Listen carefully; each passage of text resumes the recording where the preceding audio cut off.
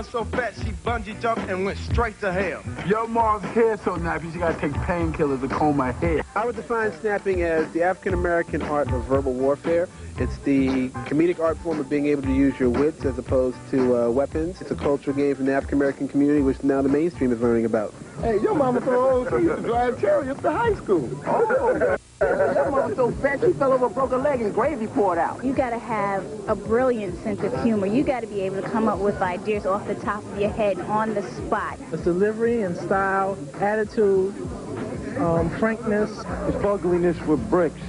Your mother would have her own project. Your mama's drawers is so funky, the roaches check in, but they don't check out. That's all right. Your mama so country, she got an elevator, thought it was a mobile home. For those without a razor wit, Monteria Ivy co-wrote Snaps, a book of almost 500 lacerating disses and cracks, including examples from Ice-T, Biz Markie, and Quincy Jones. To initiate the uninitiated, he held a contest with some of New York City's best. Once again, you stupid mother.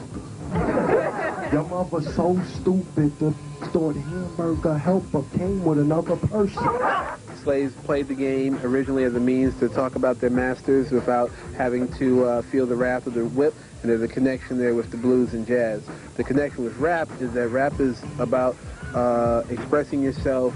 It's an urban release. You got to make this quick, because Curious George, your balloon is double parked outside. You know, you grow up in the neighborhood, you grow up in the ghetto, you know what I'm saying? You can be fighting somebody every day, you can be doing something, robbing somebody every day. It's a way to get off aggression. You upset at somebody, snap on your friend, take it out on him. Take it out on his busted shoes, you got to rob nobody. Take it out on his mom's mustache. Talent's mom is so fat, took the to the beach, kids surrounded me, talk about Free Willy.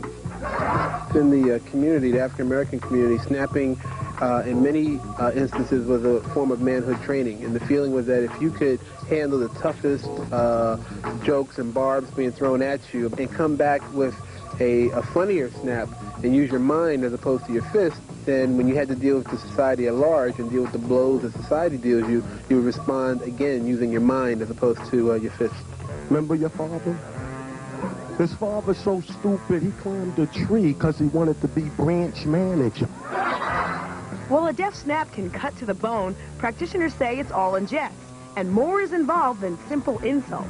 Kids can learn that any situation they get into, they can overcome their fears and shyness, and they can actually maybe take control of the situation. We're trying to put it out there as a substitute for grabbing a weapon. You grab your verbal.